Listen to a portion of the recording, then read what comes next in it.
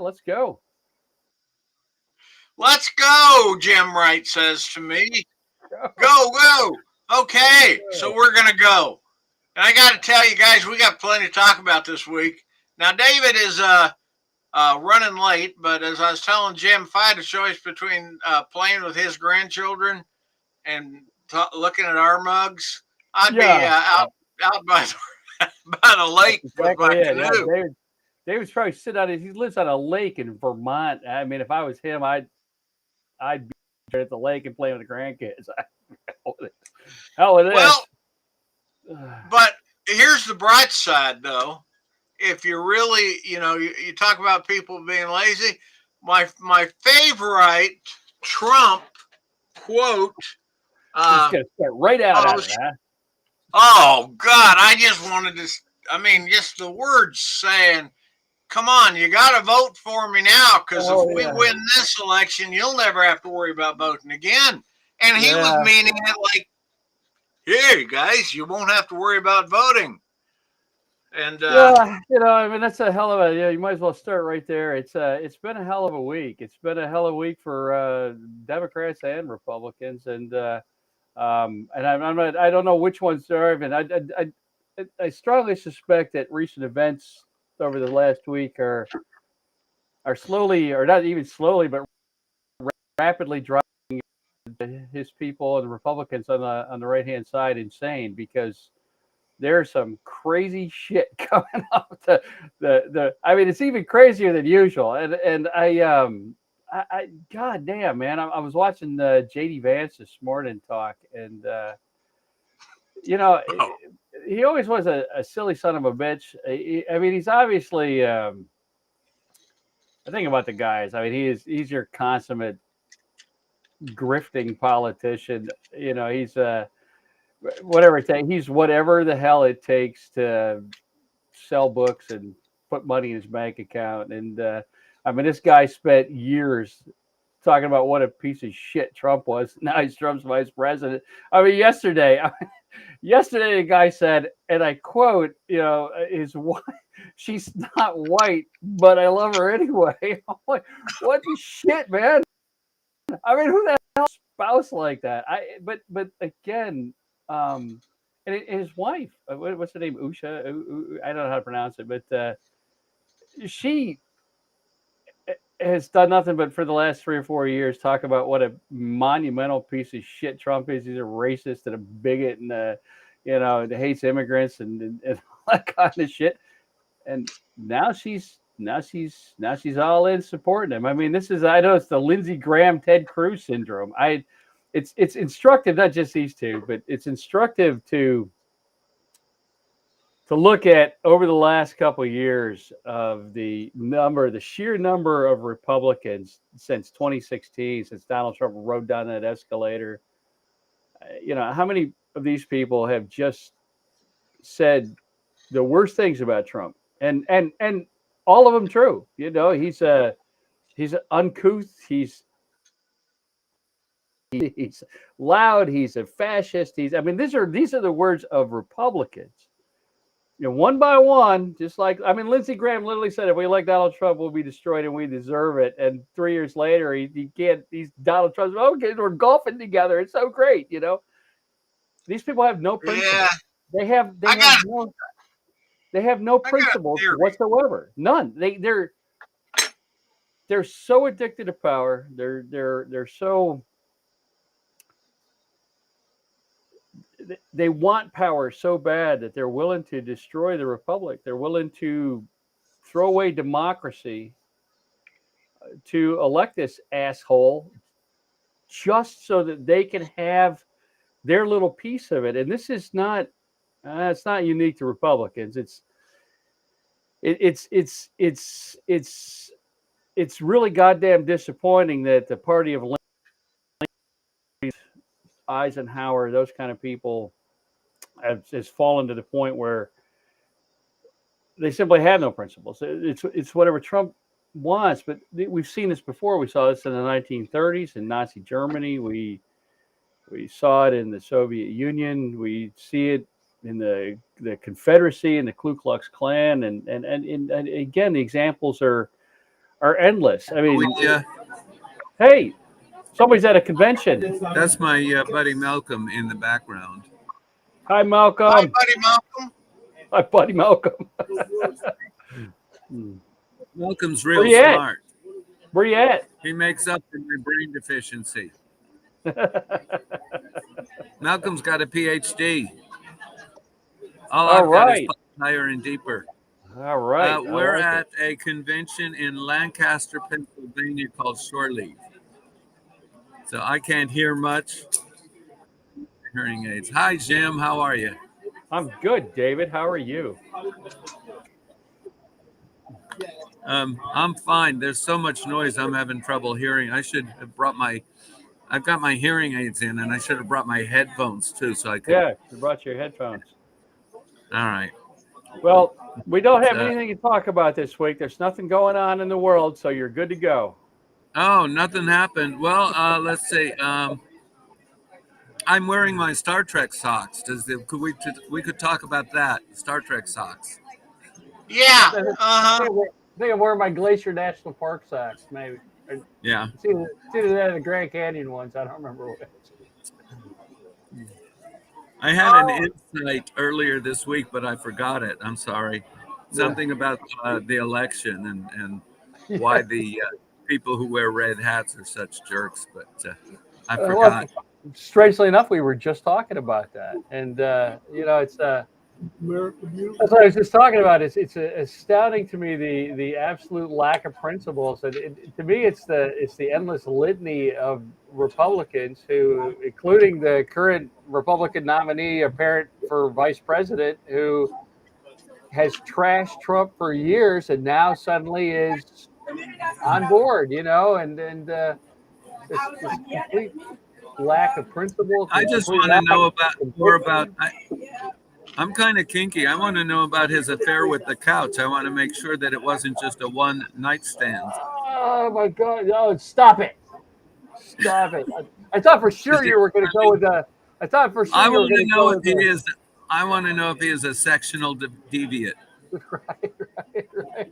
Right. That's I mean, God, Okay, just sorry, Jim.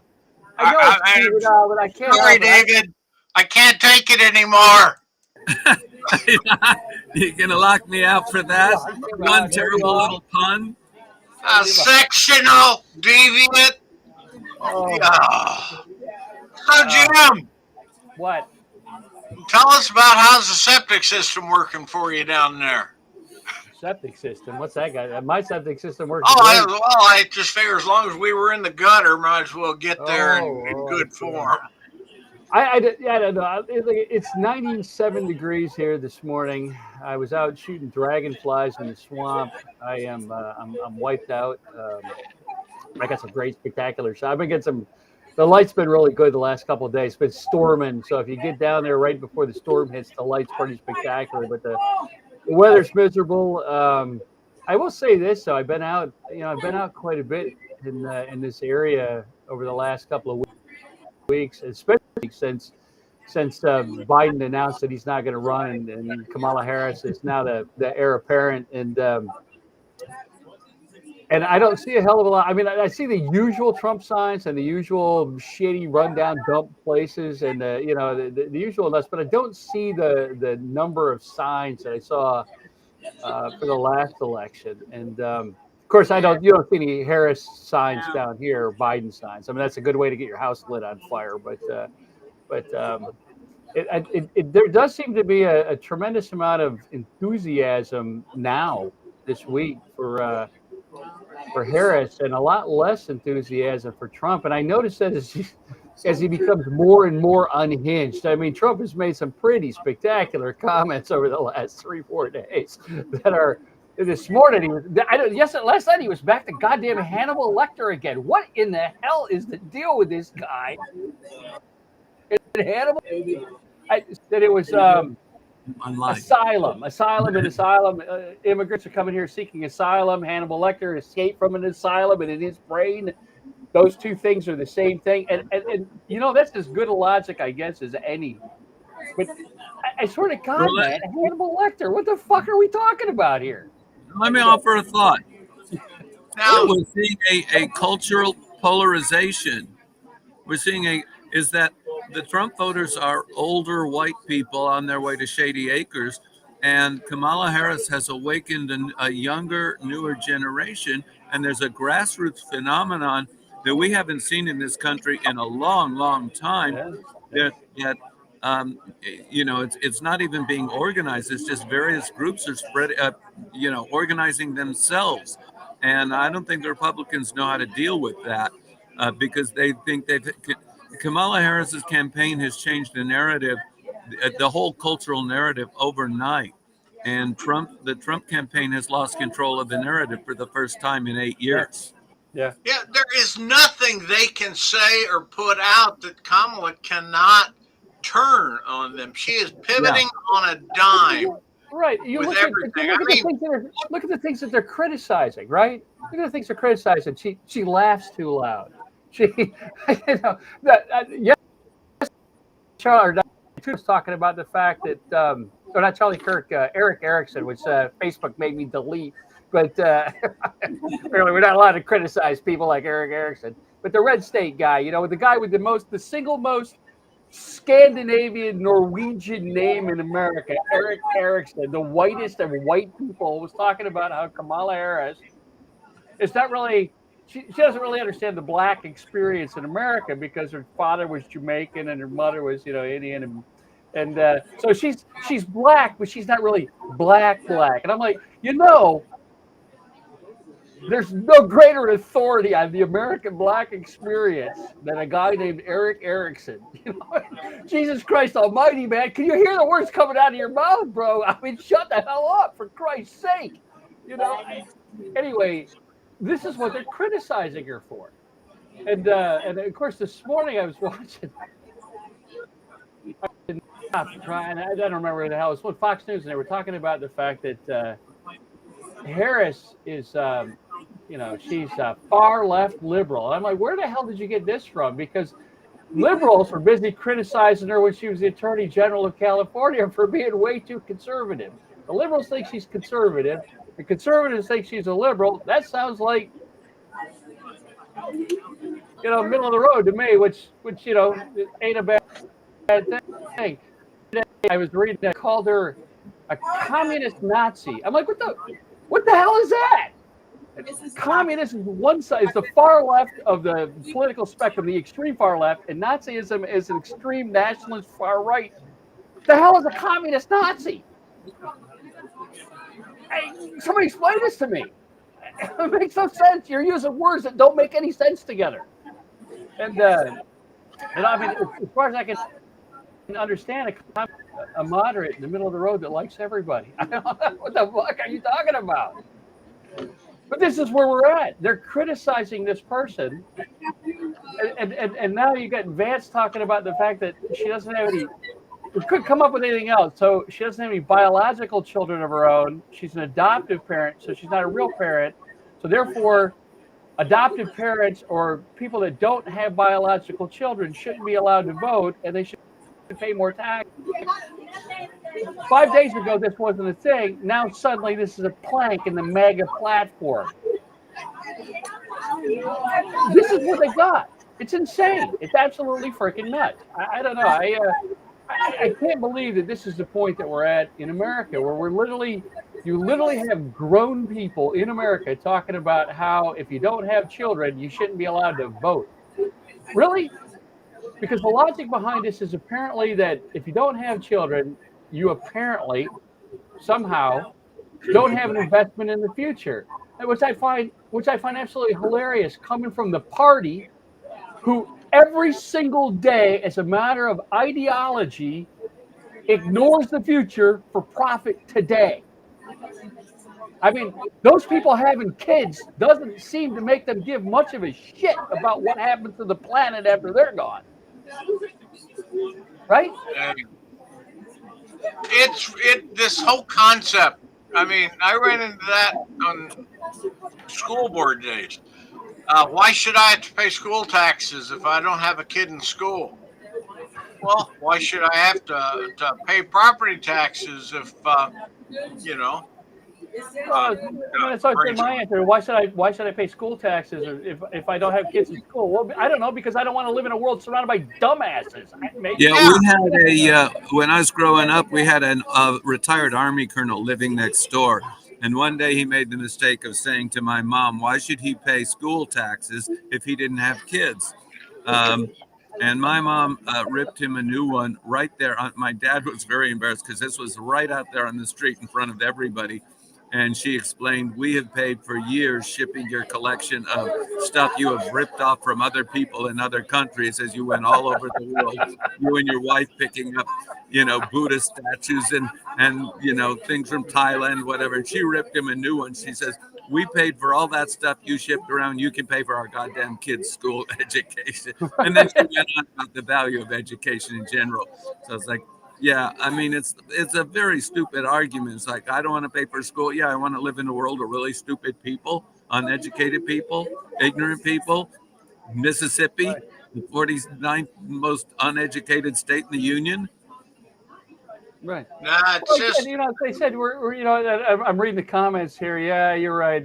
She said Barb Rose said it's too late not to live in a world surrounded by dumbasses. Well, yeah, it's true. But the thing is that it's the height of irony and hypocrisy to me to hear a bunch of people that categorically, by ideology, refuse to consider leaving the place a better world than they found it, who categorically refuse to give a shit about the future, lecturing the rest of us on the fact that Kamala Harris doesn't have any biological children, so therefore she must not care about the future. Holy shit, man. Why aren't you endorsing her then, for Christ's sake? Because that's literally your fucking ideology. These people, if it wasn't for better people, if it wasn't for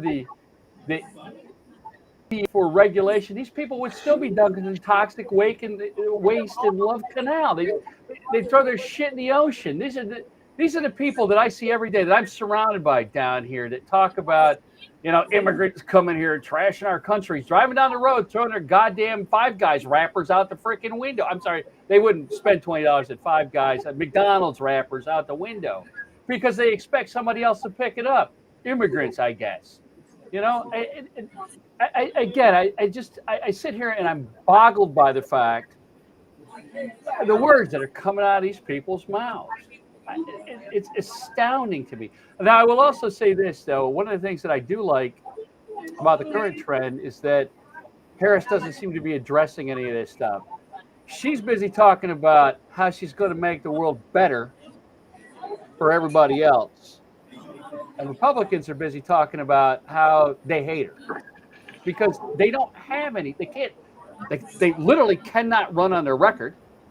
I mean, they didn't pass an infrastructure bill, a healthcare bill. They fucked up COVID. I mean, there's literally nothing that they can run. Name one thing from the Trump administration that you could actually run on other than shit cannon Roe v. Wade, right? And they've already ridden that bomb into the ground. And that's not something they can every time they try to campaign on that, they just energize the left even more. So, they're remaining primarily quiet about that. I mean, what do they got? Hannibal Lecter? And you got the Harris campaign, who's busy touting their accomplishments and telling you how they're going to work to make life better for everybody else on the goddamn planet. I will say, though, it's a measure of how goddamn far social media, the news for entertainment has gone, though, that this race is even close, because it shouldn't be close. This race should already be decided. I mean, we should look at it, and Trump should just lose in a spectacular landslide. The Republicans should lose Congress. They should lose the House. They should lose the Senate. I mean, and yet it's still iffy. It's still close. I'm hope I know that I didn't want Joe Biden to drop out. He did. Okay. So now we've got to just go with what we have. And on I'm the other on side of the that, line. I don't want that to sound bad, but on the other side of that, what's good about that is apparently there's a great deal of enthusiasm now. So I'm looking. I'm seeing what David's selling. Is David selling tribbles or is he selling books? What's he selling? I am just totally. He's sitting next to the bench. Yeah, I'm in that position right now, Jim. I am looking at this and saying, remember the ruling that says if the president does it, it ain't illegal? Unfortunately, I suppose, or unfortunately, depending on what kind of shitty personality defect you have, and what that I mean, have a girl unwilling to take advantage of that, and because if it was me, I'd probably be dropping Hellfire missiles on the next Trump rally. I'd be sending federal marshals. Yeah, Who was your guest there, David? Oh, we were. I was taking a picture with a buddy who is here at the convention, and so you may see me do that. He's a good buddy. He's a programmer. He's going to help me with some stuff. Well, tell him thanks for having you there, and thanks for letting you have a little time off for the show. Yeah. Everything. Like, there's not much I can add to what Jim says. It's like it's. But let me say it this way: I expected that this was going to be a year of black swans, surprises all year long, things that are unpredictable. And the assassination attempt against Trump, yeah, you could almost predict that. Joe Biden dropping out, you could almost predict that. But the thing is we were plodding along with a very pedestrian, mechanical, methodical, trudging. What is that? The what rough beast trudges slowly towards November, right? And instead, we got Joe dropping out. Kamala steps in, and suddenly it's a whole new race, and there's a whole new demographic getting excited about the. And I don't think we're done with surprises. I think we got a lot more surprises. Right. I wouldn't be surprised if Trump throws J.D. Vance over the side. At the moment he's kind of a boat anchor. I don't think he's your typical. He's been your typical Republican vice presidential campaign. I mean, he's Sarah Palin, except he's got a Yale law degree and a. Well, Trump only picked him because he likes Vance. He didn't pick him because he's politically valuable. He kissed his ass really good. Right. Vance makes Trump look good, and that's what Trump. And that's when people were arguing about who he was going to pick, and they're talking about who the most logical candidate was. I said, "Can you hear yourself talking Trump and logic? That doesn't go together. He's going to pick the guy that kisses his ass." And makes him look good. Let me point this out. Vance is becoming a liability because the past week nobody's been talking about Trump, and Trump doesn't want to give up the spotlight. He can't. So people are talking about Vance, and Trump is not happy with Vance. Vance may drop out the same way Eagleton dropped out when George McGovern was running. So that will be another. I have to say though, David, I have to say that a week of talking about J.D. Vance screwing his couch and dolphin sex is just probably the most I've laughed since 2016. I can't help it. I'm watching. It's very funny. Vance's psychiatrist told him most people lie face up on the couch. So stop it. No, I'm not going to stop. It's too good. But the thing is, Vance may drop out, and that's going to hurt the Trump campaign. Yeah, it's nobody's. I mean, there's nothing that Trump hates more than not being taken seriously. I mean, he's being pathologically capable of being laughed at, and that's what's happening right now. People are laughing at him. I mean, there's an actor. I don't know if you guys are familiar. One of my favorite character actors of all time is a guy named W. Earl Brown, and he's on Threads, and he keeps compiling this, and he actually is a country boy, and he's been compiling this list of why J.D. Vance is a fake Appalachian, and his cornbread, but not his iced tea, and that sort of thing. and I find those things hilarious, but they're also an indicator of the fact that there's a hell of a lot of mockery being directed at the Trump campaign and at Trump himself and at his choice of running mate. And that's not something that Trump tolerates very well. I mean, he avoided the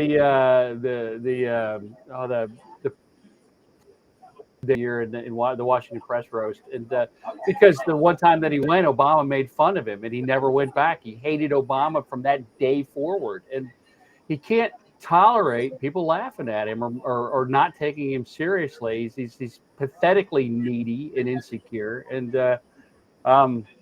you know, and so as funny as this stuff is, it's also an indicator of what happens in situations like that is, like Trump, are not taken seriously. They become even more and more and more extreme, and you're seeing that now. You're seeing that with, we're going to have concentration camps and we're going to put 13 million people in them.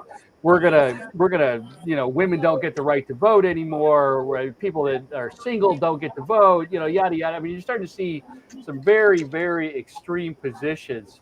And some of those are the fact that extremism only leads to more extreme. Extremism never becomes more moderate; it always becomes more extreme.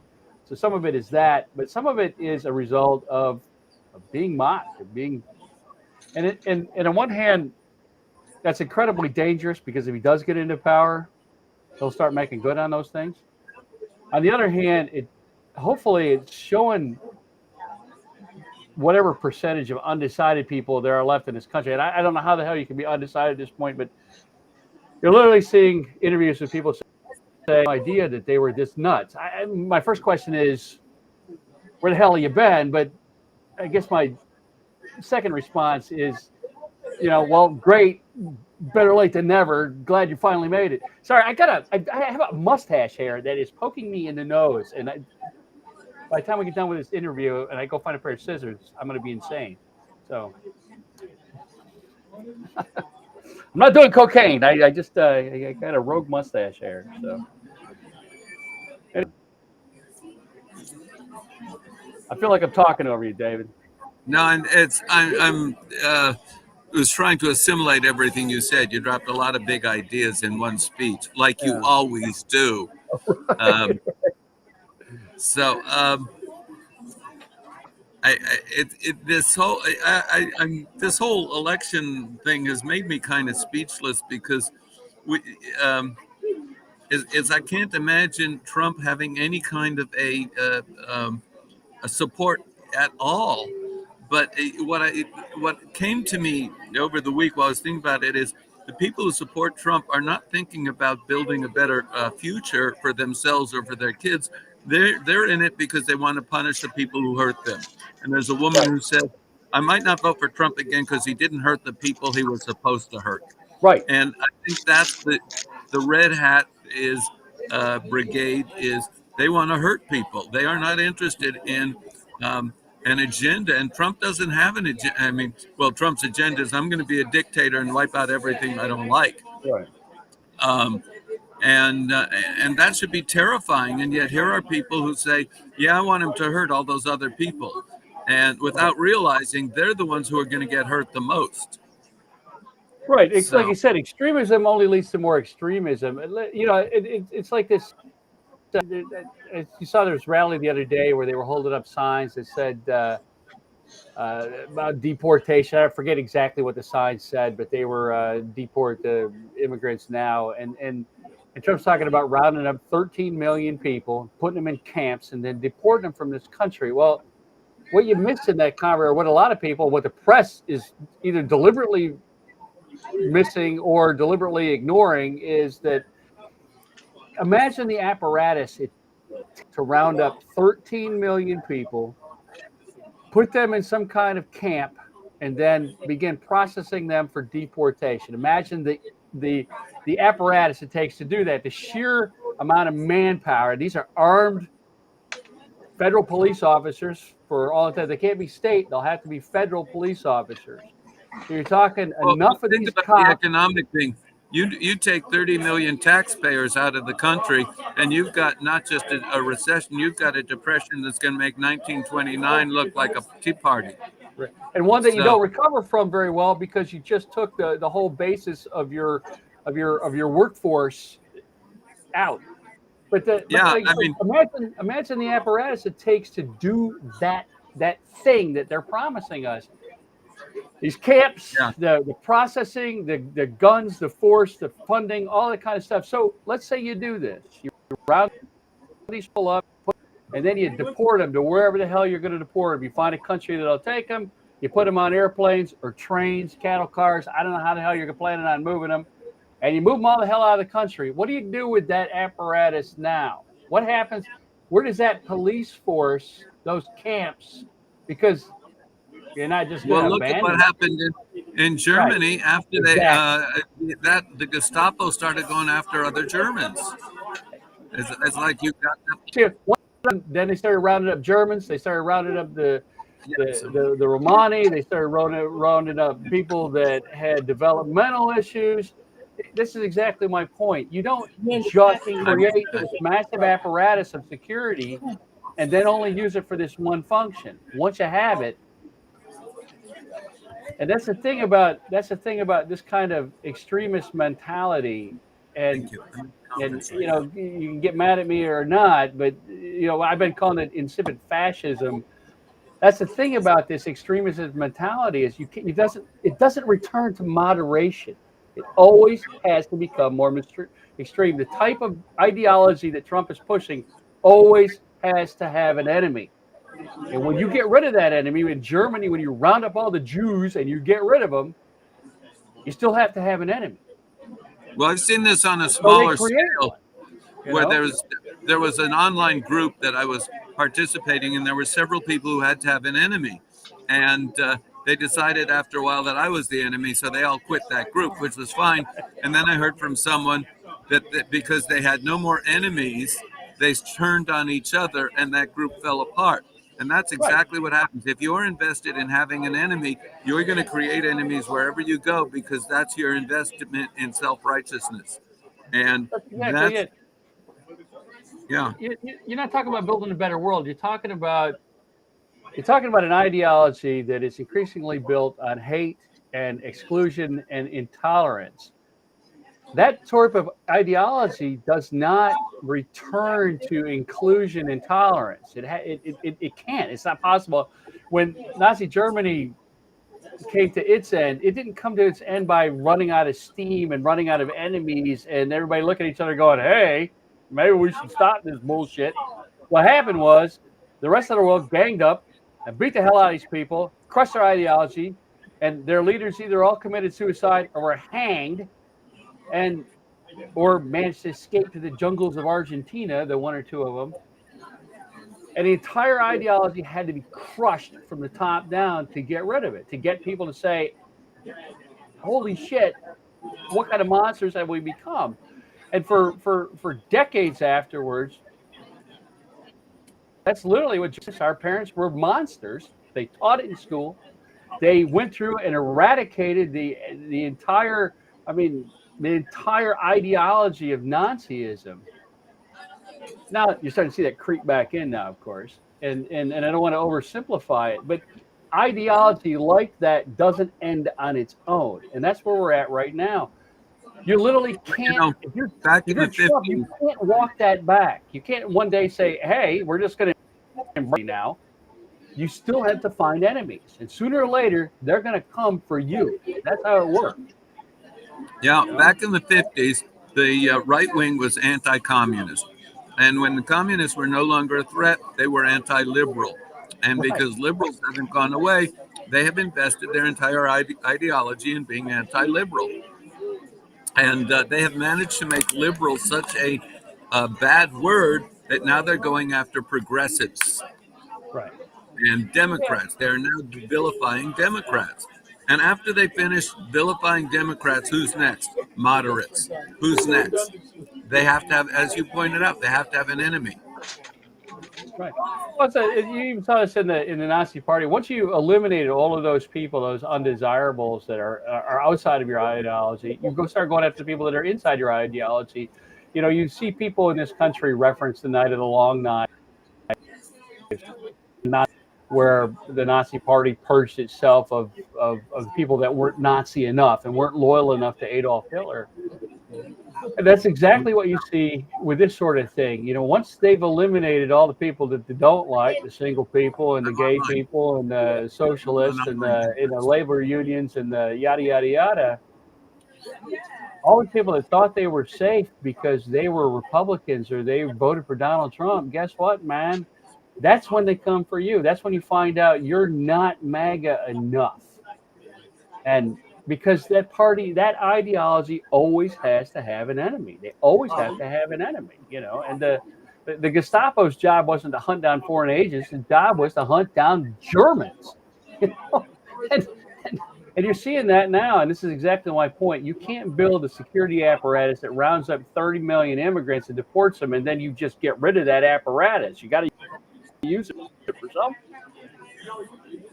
And you're talking about a federal police force with almost unlimited power that is loyal to the guy at the top and nobody else. I mean, I don't know how to make this. And you have that guy right now talking about, hey, get me back in power. And 4 years from now, you won't have to worry about voting.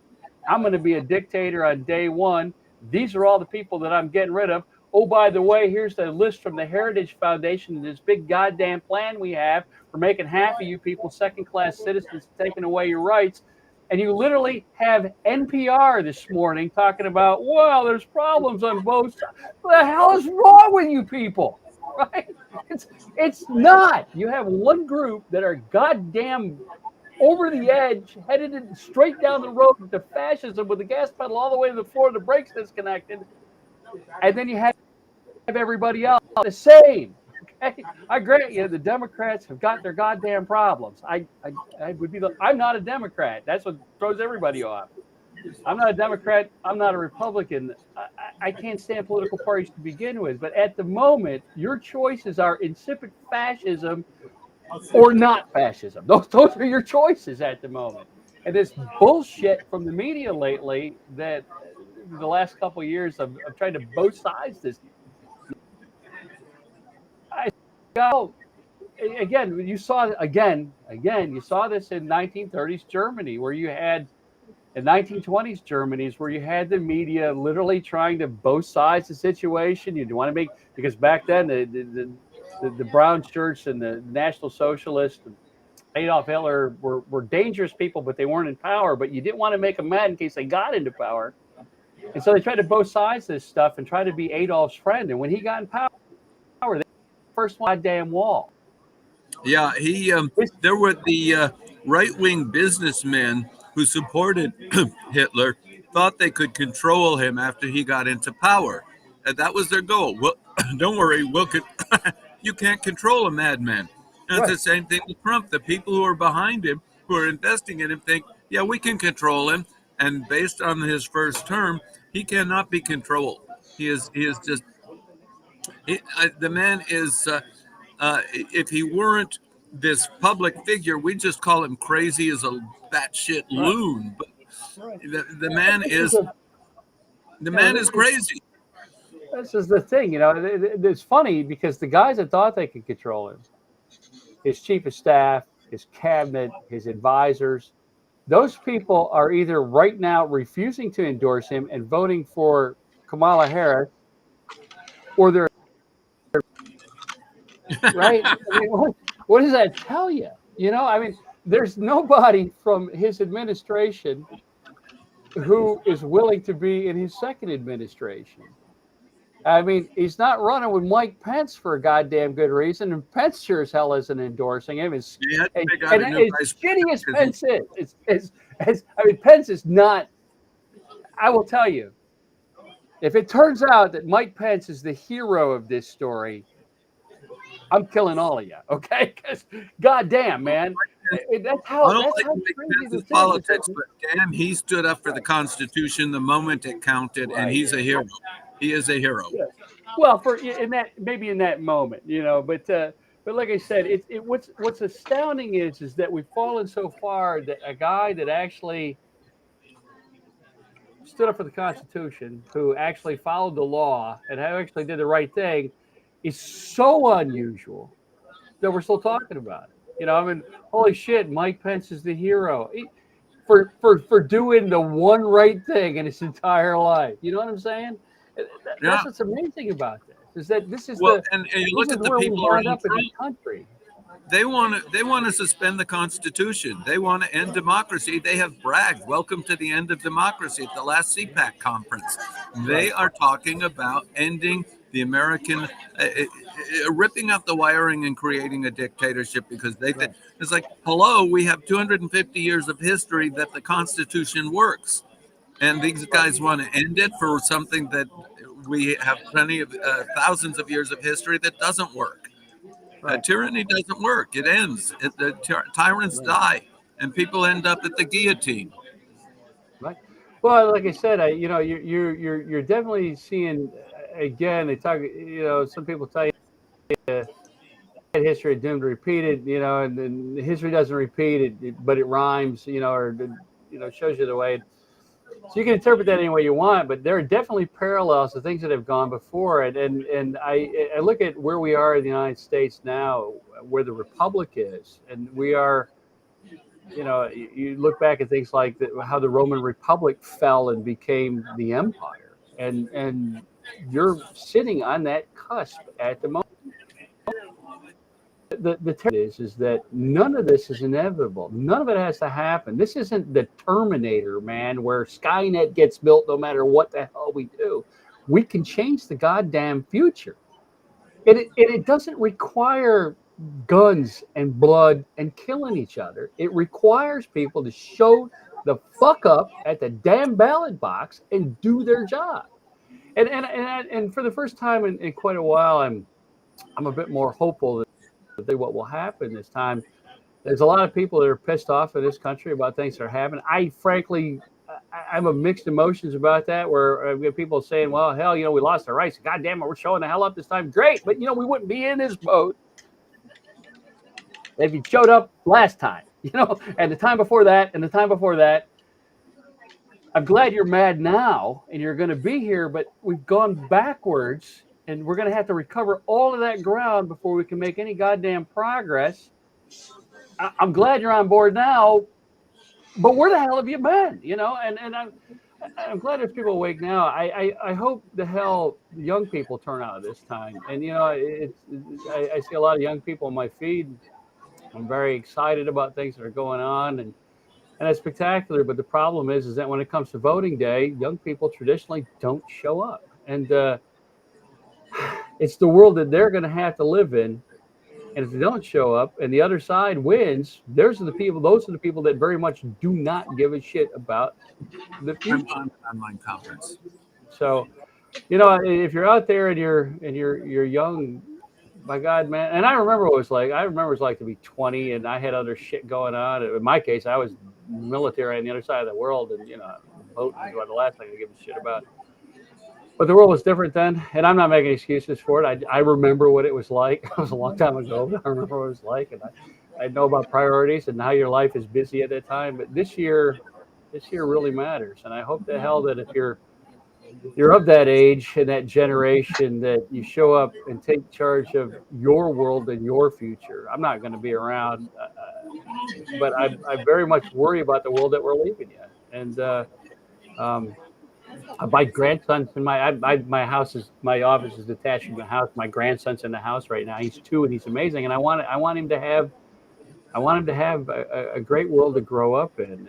And that's going to very much depend on what happens in November, or whether people show up or not, because it's not just about abortion. It's not, and that's significant enough. It's not just about rounding up immigrants. It's about the next 1,000 years, because if we don't get a handle on the shit that's happening right now, if we don't get a handle on how our planet's changing, and we don't get ahead of that, in the next 1,000 years, damn horrible, man. And and it's going to be determined by people who don't give a shit about that future, as long as they're rich now, and who will be long gone.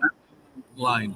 So, again, I hope the hell you show up, and I hope if you're my age, you show the hell up, because if you don't give a shit about the future that you're leaving to the next generation and the generation after that, well, you know what, man, you're an ass.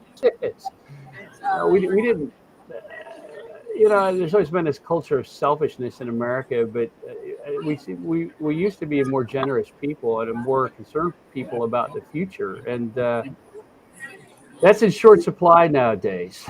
And I get it. I mean, on one hand, it matters. It's hard to worry about what happens 100 years from now when it costs you your entire paycheck to fill up your gas tank. I get that. But you have to worry about the world leaving other people. You still there, David ringing stuff up? Yeah. I'm busy. I'm trying to fill up the gap here while David sells tribbles and books. So I said, usually with these conventions, I'm the guy that's got to do it. Like, I noticed at conventions, everybody was selling tribbles and making money. Hey, Bob, how are you? I'm on if you hadn't come to David's table at a convention, you definitely. I was at a convention. Everybody was making money off of tribbles, and I said, "What? I should be making some." So I started selling scripts and tribbles and books, and believe me, I need to do that to pay off the mortgage. I don't. And you were talking about you want your kid to grow up in a better future. I want my son to not have to panic. Right. I was thinking that this morning. I was in the. I've been, like I said, I've been shooting dragonflies in the heat. Not a, as most of you know, and so when I'm out shooting pictures, I want to be left alone.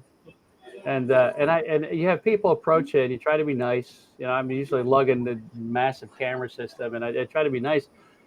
But I had a guy here 2 days ago that was just bounding. He was like, "Listen, you got to come over here and shake a picture of this thing." And I'm like, "Listen, buddy, I'm working. I'm on the clock, and this is how I make a living, and I don't need to do that. Thank you for your input. I appreciate it."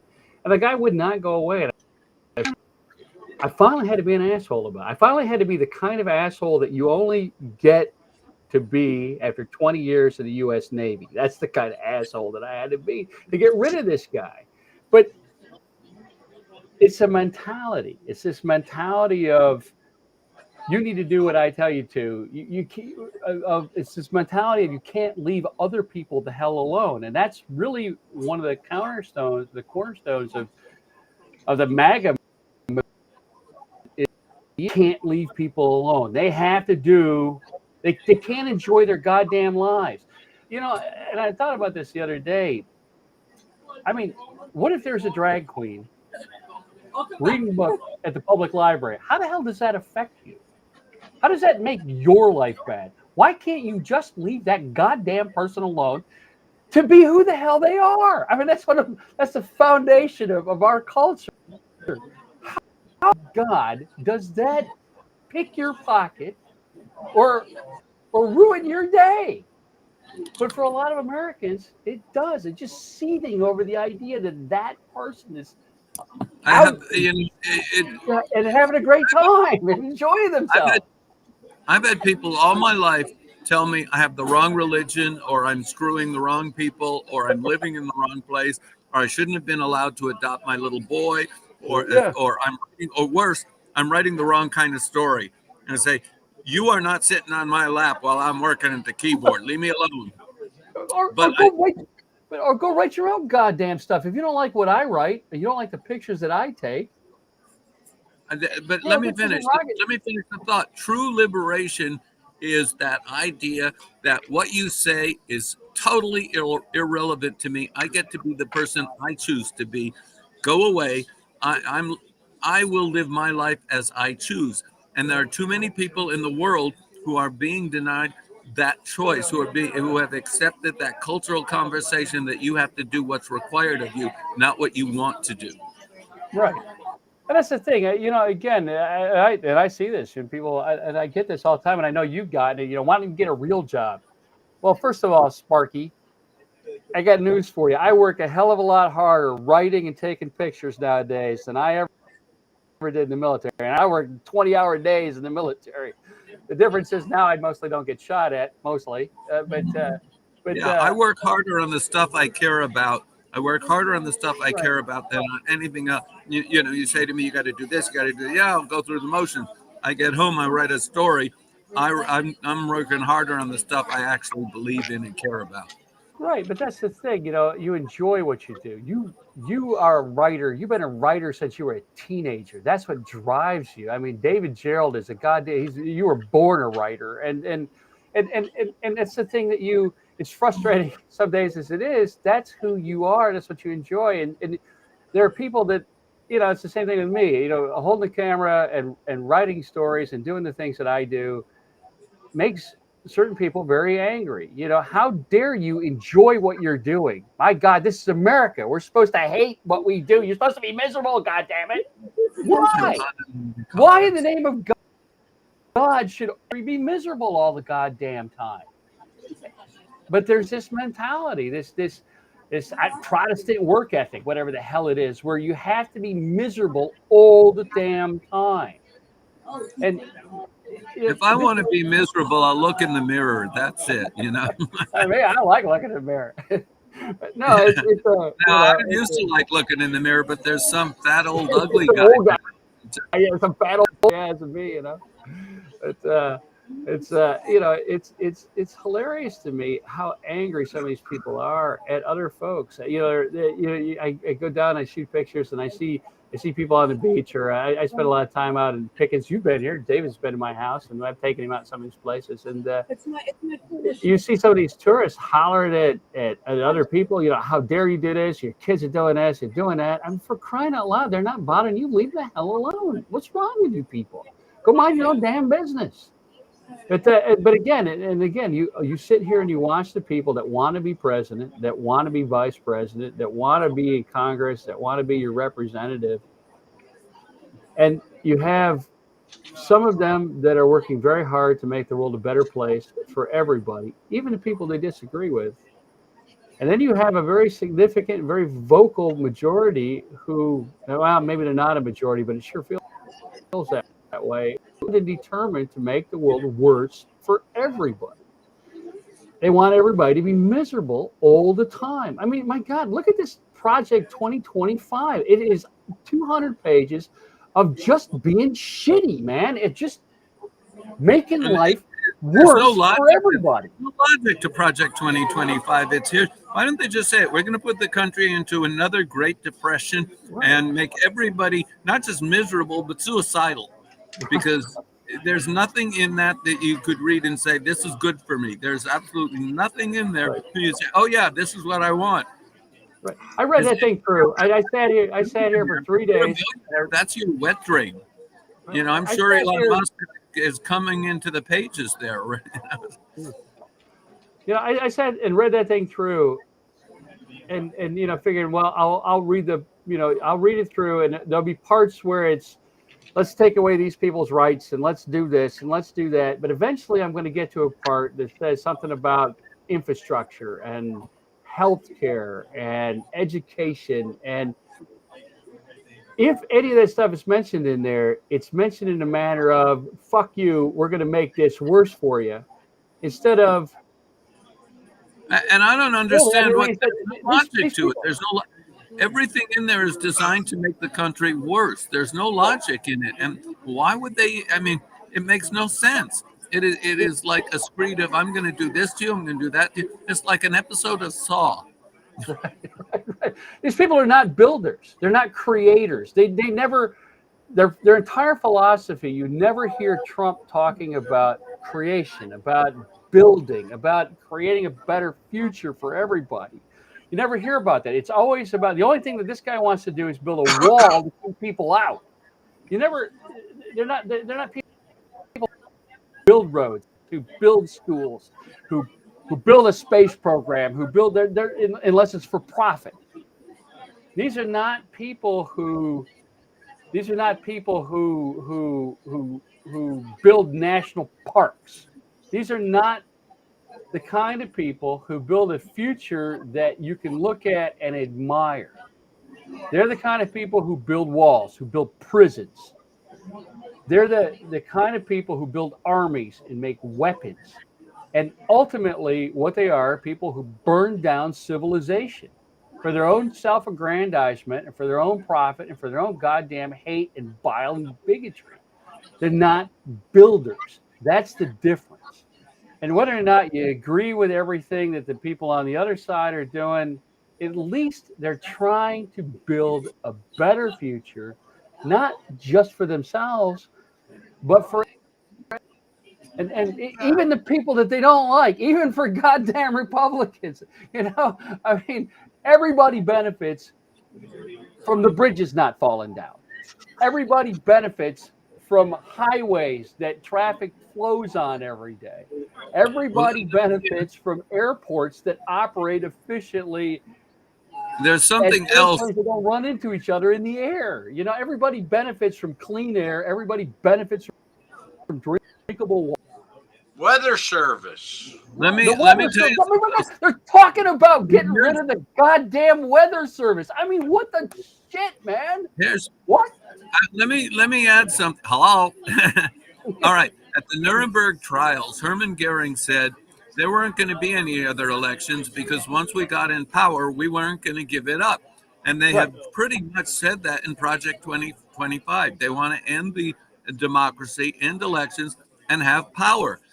Now, if they would at least say, and we're going to build an Autobahn, and we're going to build a this, and we're going to build a that, then you would say, oh yeah, well, all right, we need a strong man in power because democracy doesn't work. That was Hitler's Right. great appeal. Right. Democracy doesn't work, and the Weimar Republic was collapsing. It was sounded very Right. attractive. Sure. This guy said, I want power. I'll be a dictator from day one. And what am I going to accomplish? I'm going to punish a lot of people and make your life worse. I don't So see dang. that that's all that attractive to anybody. So I'm amazed. I'm amazed that anyone thinks Trump would be good for the country. It's like I feel like I've fallen down the rabbit hole and I'm having tea with the Mad Hatter and the March Hare. When I check the news, it's like the, rational human beings don't behave this way. And then, oh right, there I figured it out. Rational. That's the word that doesn't belong in that sentence. Right. Finally figured it out, right? And it's like, oh my God, what is wrong with me? I'm finally figured out what's wrong with me. I'm rational in a world that is not. Right. And that's the thing, though. Like I said, again, you're literally sitting here looking at people who want to build and people who want to destroy, and that's really what your choice is. And again, you don't necessarily have to agree with everything that said, Democrats want to do or what they want to accomplish.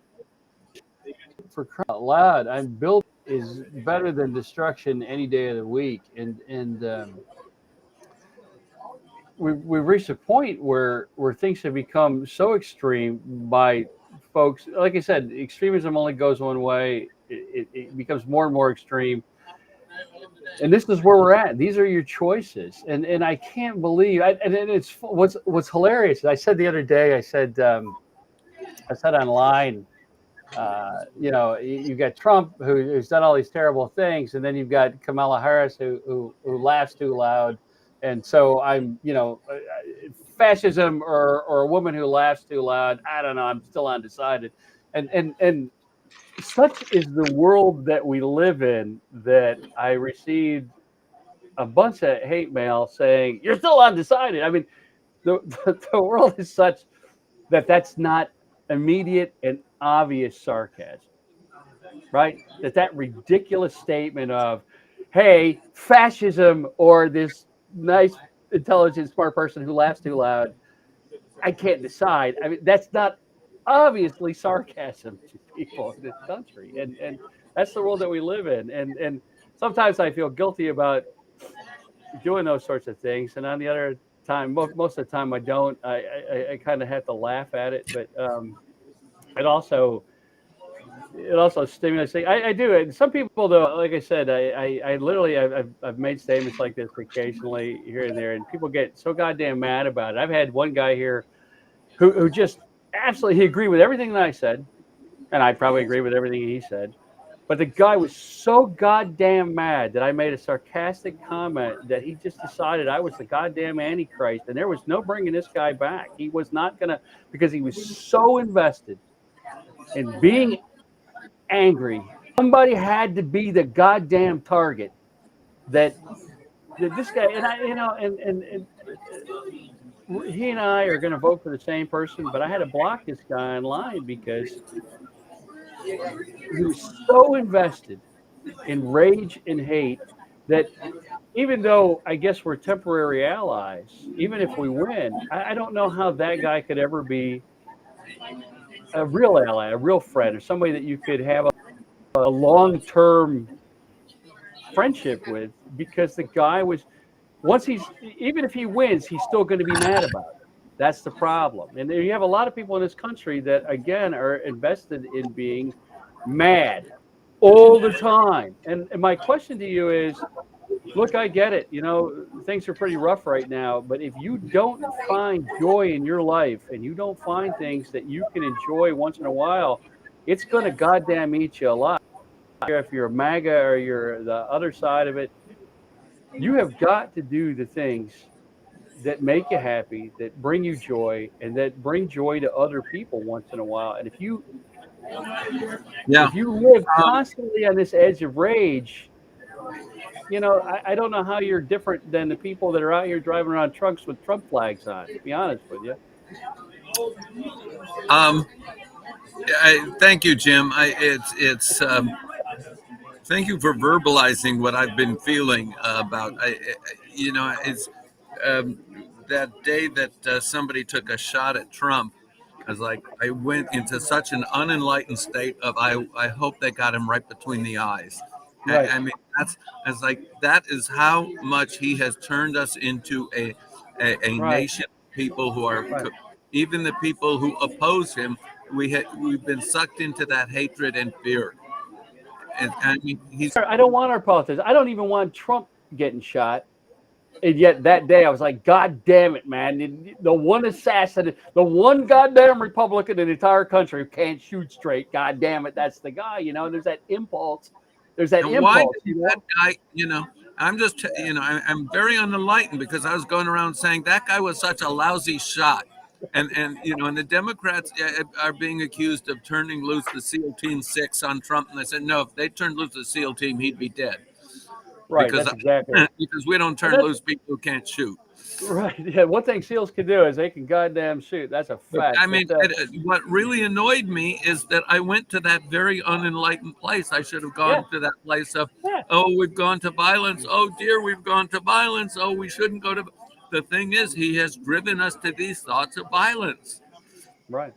Yeah, I don't want to be that guy, and I don't want to live in a country where leaders are determined at the muzzle of a gun. I don't want political assassination deciding the future of the world. And as much as I despise that tub of lard, I don't want him taking a bullet. And what irritates me now, of course, is this bullshit of that's his line now. I took a bullet for democracy. Oh, buddy, just stop talking. Because I can introduce you come with me, we'll go down to the VA. I'll do people for democracy. This guy, you took a piece of plastic and got a tiny little nick in your ear that a Band-Aid covered up for 2 weeks. I mean, for crying out loud. But again, this is the boat that we're in now. This is the world that we live in. And the only way that we walk back from this without further bloodshed, without people trying to decide the outcome with guns, is that you up in November, we win, and we win hard. We win the White House, we win the House, we win the Senate, and then we win the goddamn, and then we use those 3 offices to win the Supreme Court, and we walk this country back to sanity and push these goddamn crazy-ass extremists and their guns and their bullshit and their hate right back into the shadows where they belong, in the fringes of society, disenfranchised, ridiculed, mocked for their nonsense, where they belong on the edge of society instead of in the mainstream. Because the only alternative to that process is violence and blood. And nobody wins that. Nobody.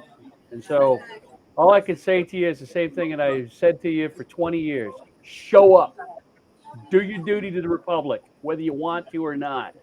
You want Well, a better that's nation? You what got to be a better Harris, citizen. that's what's happening with the younger generation. Is Harris is energizing them, and she's ahead in Minnesota by 6 points, and she's in a dead heat in a lot of the swing states. And as people get to know her, and the sheer contrast of a young, dynamic woman against this really Yeah. tired old walking potato, because I think people are tired. Trump has stayed on the center. He stayed in the center ring too long. I think people are tired of him. Even some of his own people. I hope so. Yeah, I am goddamn tired of this guy. I am sick and tired of waking up every morning and having to think about Donald fucking Trump. I am so Oh yeah, sick of this goddamn guy. I Just don't want to go turn on the away news for crying out morning, loud. but right now Kamala Harris has the narrative. She has the focus of the national conversation. When they talk about the Republicans, they're talking about what a joke Vance is. But then, so Trump has to be seething because every day he's not in the center ring. He's up unhappy because he wants to be in the spotlight 100%. And if he is not there, and there's two reasons he's not there right now, he's got to be going a little crazy, Right. which makes me happy. Well, that in effect, for God's sake, man, with this guy, I mean, how much longer is this guy going to stick around? I swear to God, man, I live on salad and exercise. And I'm not sure I'm going to make it to tomorrow half the time. This guy, worst goddamn personal habits on the planet. He's unhealthy, and he just keeps lumbering along. I mean, he just never goes away. I mean, for crying out loud, come on, cholesterol. Well, I've the day he dies, I'm going to play Ding Dong, the Witch is Dead for 24 hours. So. You and I are going to get on a plane and go to wherever they bury him, and we're going to drink 10 cups of coffee on the way over there, and we're going to do our duty to the Republic. That's what's going to happen. Right. Right. Absolutely. Can I promise you. But I will wear my dancing shoes in case there's a dancing platform, too. That's right. That's right. I'll dance with you. All right. Hey, all right, wait, who's going to leave? I think it's about time here. So, all right, I think we're out of time, Bob. You guys ran out of time 20 minutes ago. But if I had tried to turn it off, they would have come for me. That's right. But it should be. Like there's a flock of migratory white-eyed ibis or white-faced ibis down here, and so I'm gonna. Oh yeah, go get some great. Head out to the heat and see what we can get. I live for your pictures, Jim. Thanks. Okay, well, mostly been getting dragonflies lately. You get some more spectacular ones today. So. Oh great! I love the dragonflies. So say goodbye and remind everybody: vote. Vote. Just if you don't vote, we're gonna lose. That's exactly it. All. Show up. Bring your friends.